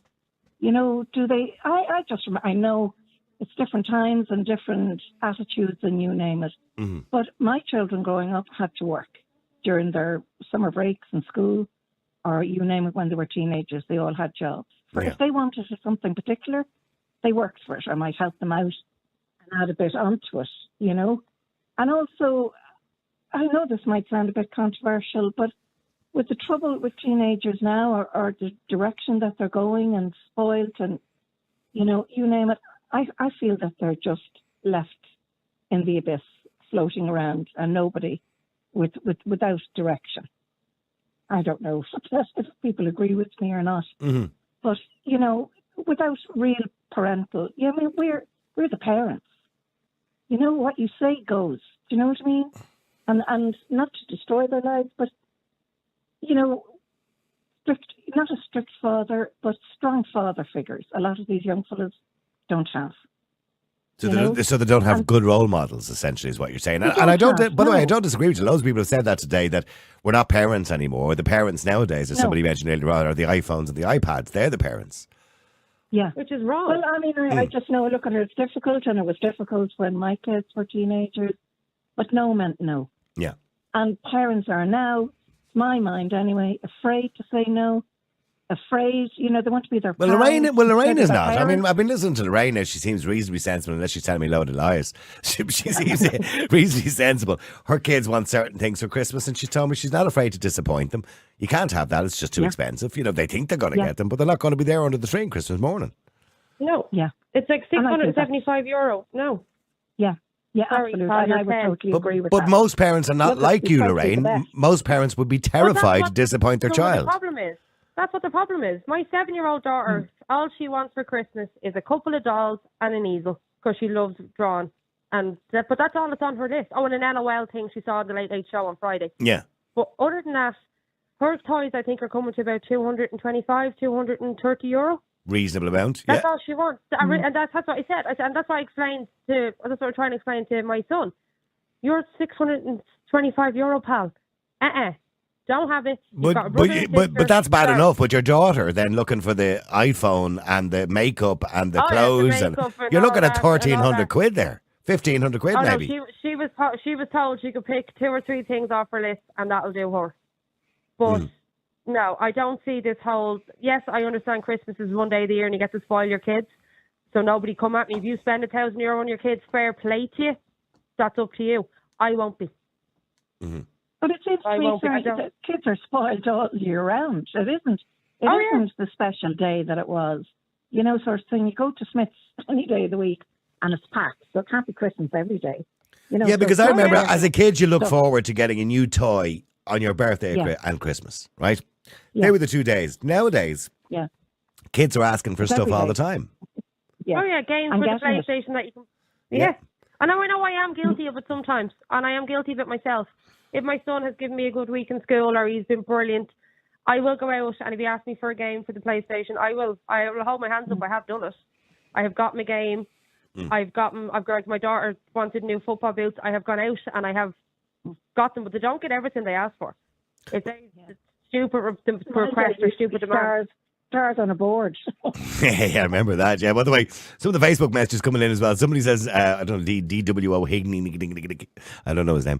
He says you have a responsibility to report his details to Tusla at this stage. You're talking about Steve that was on earlier on. Why would I be reporting him to Tusla? He hasn't actually done anything wrong. He said if his 16-year-old child was giving him cheek, he'd wipe the smile off the other side of his face. That's what he was saying. He was arguing in defense of chastising a child physically. People are allowed to have debate, DW, whoever the hell you are. And we don't have to have a responsibility to report somebody who hasn't admitted a crime. And he hasn't admitted a crime on the air. Stay there. Let me just go to Breda as well. Breda, hi, how are you? Oh, sorry, I just turned you on there, Breda. Sorry. Some people are just so offended and so upset about everything they hear. Yeah, Breda, go ahead. Well, no, I think it's all how you bring up your child, Niall. Hmm. My lady went out and worked part-time from the time it was legal at 16 years of age, and she had to save up for what she wanted. Like that other lady, I have been guilty over the years of treating her to something and saying, okay, you can have that, but I have no problem saying no either, and I never had any problem. And I think she's turned into a fine young lady, and she realises now that everything is not just handed to you on a plate. You have to work to get what you want, and you have to work to get to where you want to get in life. But even the way we speak to him, for example, you said your young lady went out when she was working at 14. On that same programme, I'm a Celebrity. Seemingly one of the campmates turned around and said, God, I was working like a slave the other day or whatever it was, right? And this girl, obviously, because she's black, Nella Rose, took offence to that and she said, hey, you know, you can't use that word. The word black? No, because she used the word slave. Because somebody said I was. I mean, how many times you hear an Irish mother saying, I was slaving over the oven all day?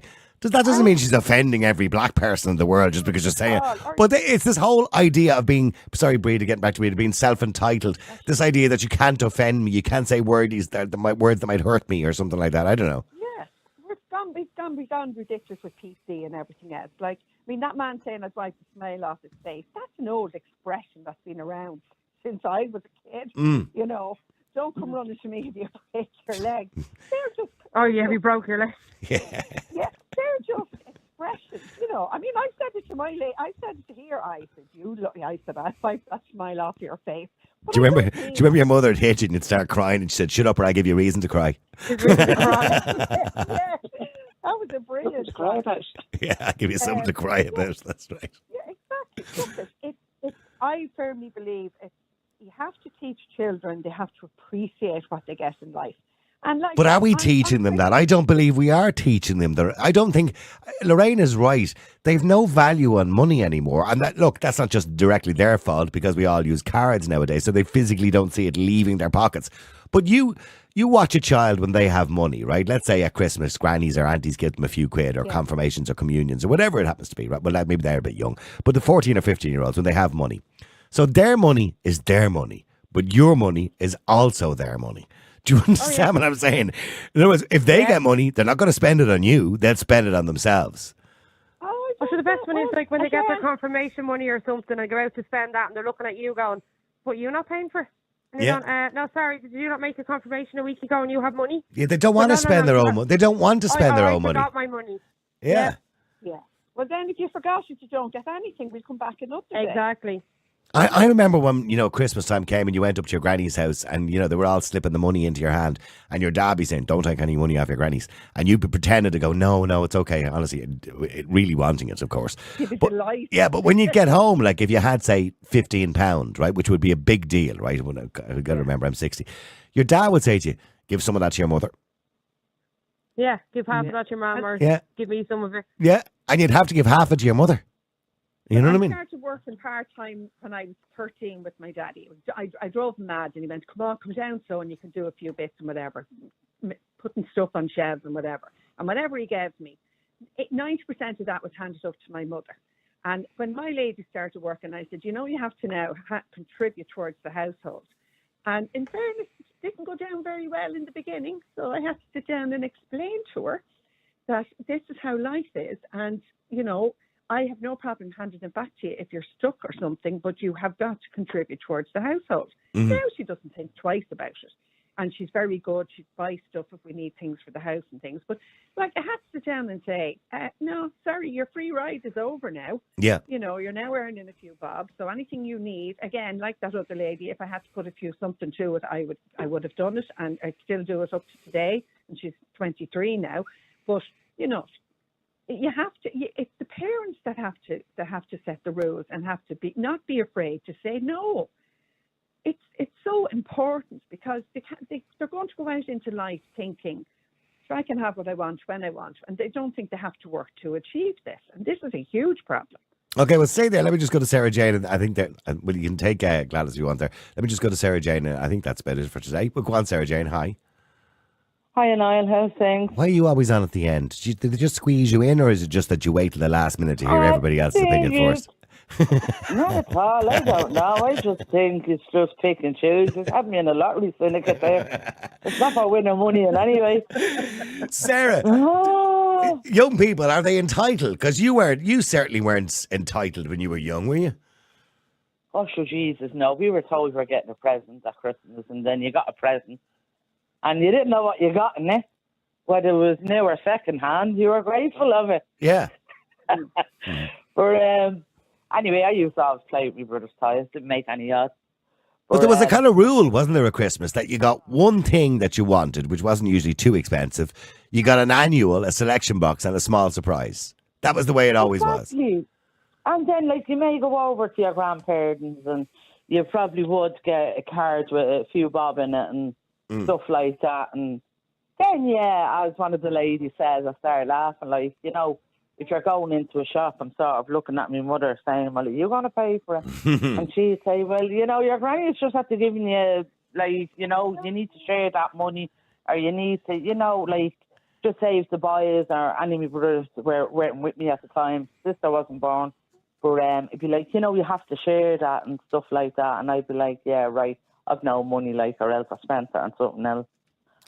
But, we have a 15-year-old, and I swear to God, try to get her to do short. It's unreal, Yeah. You're practically, I'll pay you. Well, Lorraine is paying them, yeah. She's paying them. No, it's if you want something, you need to get out and work for it. Yeah, Breda was paying. Breda was probably paying her little one as well to do things. I'm always do the Hoover and I give you a $5. Yeah. But listen, what's that all about, ladies? I mean, why are you paying your children to do things? I mean, don't get me wrong, a little reward every now and again is not a big deal. My brother's clothes. I bet you did, Breda. Bet you did. I can tell you, on my mother's grave, I did not. No, she had to do her chores, and I was like, no. No problem. Absolutely not. Hello. I was giving her a roof over her head and food and belly and clothes and everything else. No, it's important she knows how to do housework and everything else. You don't them grown up good for nothing when they go out into their own gas, whenever that may be. Yeah. Probably never. But anyway, they have to learn. It's all about, you have to give them a good basis in life. But they're not learning anymore. Sarah, kids are not learning anymore. They're just, they're learning off social media. No, they're well educated. They're well educated from social media, not from their parents. Yeah, but I tell you one thing, you know how to pull the strings. Yeah. They're well educated. I do say to the stepdaughter, when you get older, you're going to have to, you'll have to know all these things, and you know, when you meet the right man and settle down, you'll need to know how to do. Oh, sure, no, I'll get a man that'll do all this for me. And I'm like, oh, where am I getting this from? Like, she has her life read out for her. Or what they use. I can use Google. Google will tell me what to do. Yeah, Google is the kind of answer for everything. Let me just bring in Morgan before the end. Morgan, hi, how are you? Good, as well as could be expected, you know. Yeah, you have to know. Yeah. So young people nowadays, generally, are they self-entitled? Young, when I say young, I'm saying 14 to 22-year-olds, roughly. Are they self-entitled, Morgan? Yes, in simple terms, yes. Spoiled. Yeah, it's our fault. They have no consequence. Traditional parenting has been taken away from them. If you look at the child protection laws now, it's even illegal to say a disparaging word. That's considered abuse, and that's factual. So there's no consequence for poor behaviour. If there is consequence, the parents will be in trouble. If it gets out that you've even said a disparaging word to your child. So yes, they are more entitled, and unfortunately, it's our fault at large. Yeah, if we turn around to a child now and said, you're not going out anywhere until you hoover that floor, that would be considered coercive control. Yes. And then if you say, like, you're I'm telling you. It's true. People may laugh, but it's true. Have a look at the child protection laws, the actual laws. Then I've obviously broken a lot of laws over the last 10 years or so, because there is no we all way. have. We continue to do it. Anyone don't tell me how I can parent my child. Nobody. But they can, because they'll come to your door and give you a visit, and they'll take you to court if and it happens, and it continues to happen. Seriously. My daughter threatened to ring Childline one time. Don't know what was going on. And I said, here, I'll ring it for you. And she took the phone, and she went, I know, Sarah, I'll do it later. And I'm like, I called her bluff. No. Yeah. The scary thing is, I could ring them now and say there's an issue. And based on that, they would take action. Just based on an accusation, they would take action. That's the scary part. And that's where we're heading. And we're going further down the road, a different topic, but we're going further down the road there as well. And that's all it will take is an accusation. And so then parents become frightened, and they go, well, I'm not saying anything because, you know, that's worse than trying to... Who do you blame for these self-entitled kids nowadays, or students? Do you blame social media for it, or is that got a lot to do with it? Because I mentioned, I'm going to say it one more time, when I was that age, or 16, let's say, or 17, I didn't know about politics. I didn't have an opinion on things the way young people have opinions on everything nowadays. Yeah, well, that's it. They've more access to information, but less knowledge. So I think with social media, we all accept what we see without question, and especially for kids, they don't have those faculties to actually question. So they're not critically thinking. Of course, they don't have the ability to critically think. And the traditional family's gone. I remember when I was a kid, which isn't that long ago, really. But we had one television. It was awful as they are, and we would all sit there as a family around and talk. That's right. Every dinner was at the dinner table. Now we're all fragmented. These kids in rooms, teenagers upstairs, the younger kids on a tablet, the parents busy talking to people on Facebook and Twitter and what have you. And we've lost the connection with each other, and that's what needs to change, I think. Even from a very young age. And the other day, I was in town, and there was a woman in the shop, and she was looking through perfume or handbags or something. And there was a baby in a pram, and I'd say the baby was no more than 2. Probably 8 months. And a phone in her hand. A phone watching cartoons, right? Obviously the mother's phone watching cartoons. And instead, the shop was beautiful. It was Brown Thomas, right? And it had beautiful displays and Christmassy stuff. When you were that age, you'd been sitting there watching the world around you, watching people go by, watching the decoration, in awe of everything. But this child at 2 was glued to this phone. So from a very young age, we're doing that to them. Yeah. They've no peripheral vision anymore or anything like that, Niall. They don't see what's going to their right or to their left, never mind what's in front of them. I nearly knocked a chap over the other day because he was on his phone. He stepped out in full black gear in the evening time. Look at God, I spotted him at the last second, or I would have hit him because he was on his poxy phone. Oh my God. Morgan, by the way, Steve was on earlier on, and although his child is young and obviously not at that point yet, he said that if his 16-year-old or 15-year-old gave him cheek or looked at him the wrong way, he'd put a smile on the other side of his face. That's what his father did to him. What do you say to, of course, physical chastising is illegal in the last 5 years. But, he's talking about the discipline of old days, not beating children, but, giving them a slap if they needed it. What do you think of what he said? Well, no, that's not good. It does no good, really. You just teach your kids that the answer to a problem is to hit them. Physical violence. Yeah, it's not that, like, so there has to be consequences for poor behaviour, of course, but hitting them teaches them absolutely nothing except that. Well, he's saying it teaches them nothing, and I suppose people will come on the air, they would argue, Morgan, oh, my dad, my ma hit me or gave me a slap with a slipper across the arse, didn't do me any harm. Yeah, that's isn't that the argument? Didn't do you any harm, but the other argument would be, well, it didn't really, stop that many people going to prison or committing crimes. But hold on, now, I'm not defending Steve's position here, right? But if my father gave me that look or my mother gave me that look, I knew what was coming after that look was a slap of the slipper or the cane. In my mother's case, she had a bamboo cane she hadn't planned, right? So you knew what, and you get that across the arse, right? So I knew what was coming after that look. So when you got that look, you didn't do anything else because you knew what was coming next. Do you know what I mean? I got that look as well. I'll tell you about me. I used to get clothes brush. Was my mother's favourite. Oh, the clothes brush. The clothes brush across the back of the arse, and she would chase me around the kitchen table when she found out I did something wrong. Yeah. And then for a week, I would be an angel, but I would think about it then, and then I would just make sure that I didn't get caught. I would plan in advance that if I was going to do something naughty, I would make sure she didn't find out. Because the brush was sore and it hurt, but, the pain goes away after a day.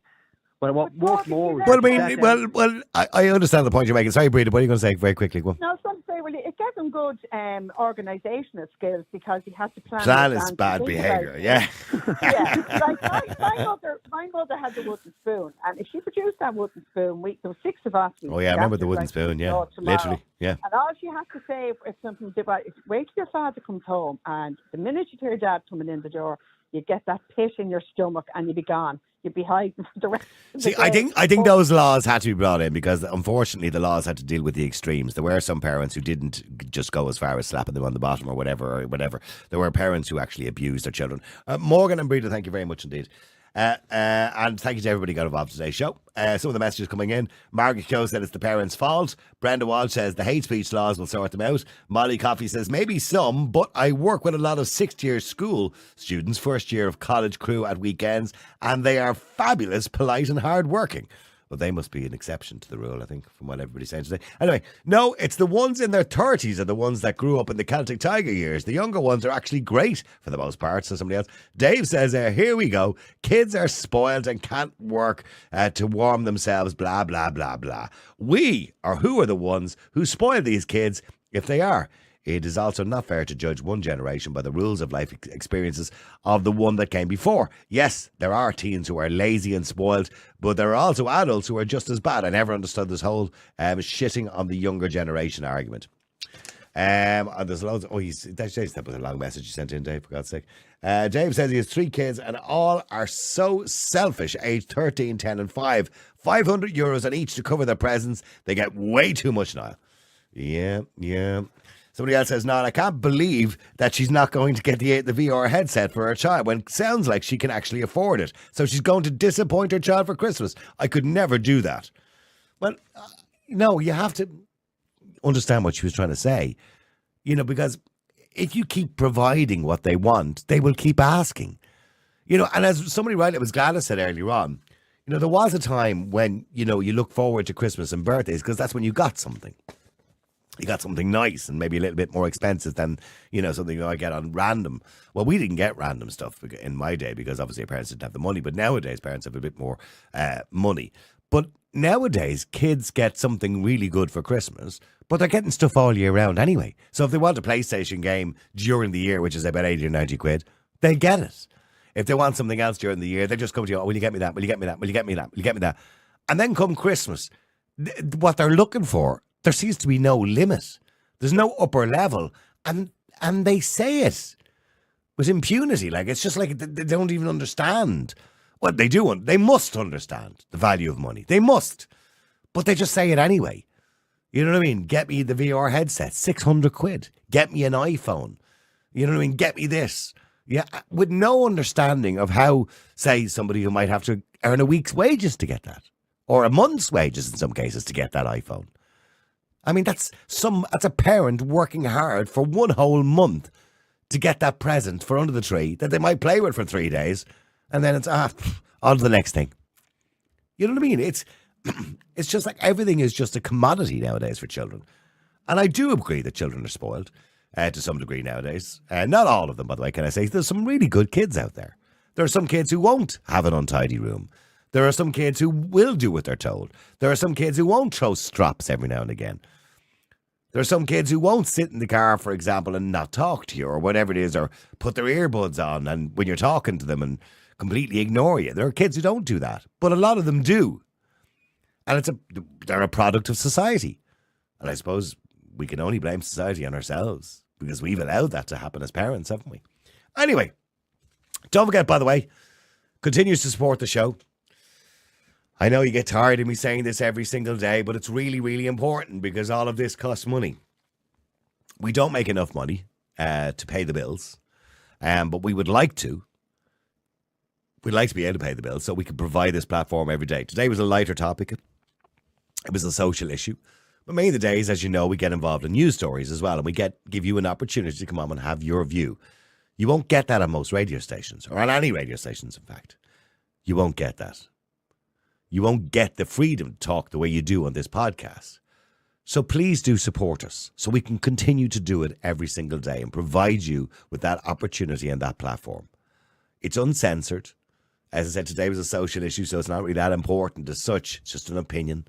But other days, their opinions are very serious matters when it comes to the government, when it comes to the left and the right, and all those other things that we talk about on a regular basis. And we will be focusing very much on hate speech laws over the next few weeks as well, which are really important because Leo Varadkar has decided he wants to bring them in very quickly now because of what happened last Thursday. Again, I say what happened last Thursday with people setting fires to cars, buses, looting shops. They're all criminal offences. Hate speech bills are not going to stop those things happening.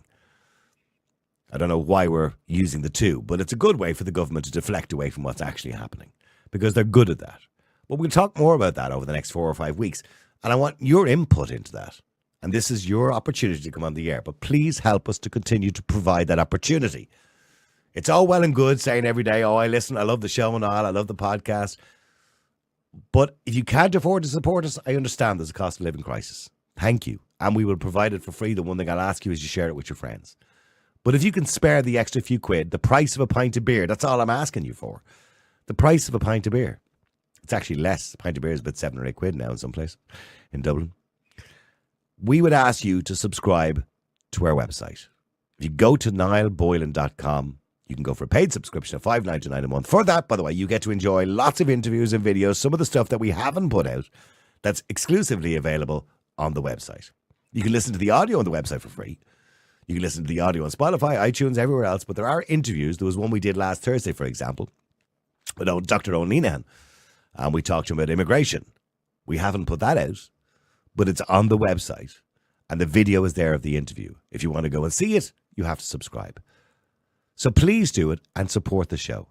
As I said, we all have our own jobs, otherwise we wouldn't be able to do this because we don't get paid to do it. Please help us to continue to provide that platform. It's a really important platform for you. Yeah, I'm just the referee and the adjudicator. You guys get to have your opinion, uncensored. So please do help us if you can. The number simply, or should I say the website simply, is niallboylan.com. And every day, one subscriber gets an opportunity. One subscriber will get an opportunity to win themselves a smug mug. There they are there on the screen. So please do it if you can. Subscribe to us now and support the show. And I thank all the people who do that for us on a regular basis. Don't forget, this show will be up on podcast in about an hour and a half or so. Maybe a little bit sooner, depending on how quickly all make them work. And we shall talk to you again tomorrow at 12. Until then, have a great day. The multi-award-winning Niall Boylan Podcast. Listen live on Facebook, YouTube, and all the usual live stream services. To get in touch, just WhatsApp or text 085 100 2255. The Niall Boylan Podcast. They told me to shut up. Available for download from all your usual platforms.